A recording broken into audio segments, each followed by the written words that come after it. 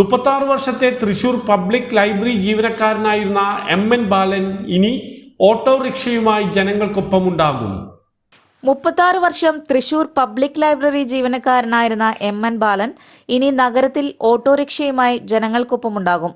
പുസ്തകങ്ങൾ വീടുകളിലെത്തിച്ച് വായനയെ പ്രോത്സാഹിപ്പിച്ചിരുന്ന ബാലൻ ഇന്ന് പുതുവർഷ ദിനത്തിൽ കന്നിയാത്രയിൽ അന്നത്തെ ലൈബ്രറി സെക്രട്ടറിയും മുൻ സ്പീക്കറുമായിരുന്ന തേരമ്പിൽ രാമകൃഷ്ണനായിരുന്നു ആദ്യ യാത്രക്കാരൻ. പടിഞ്ഞാറേക്കോട്ട സെന്റ് ആൻസ് ഓർഫനേജിലെ ആദരണീയത്തിന്റെ പുതുവർഷ ആഘോഷ ചടങ്ങിൽ വെച്ച് ബാലനെ തേരമ്പിൽ രാമകൃഷ്ണൻ ആദരിച്ചു.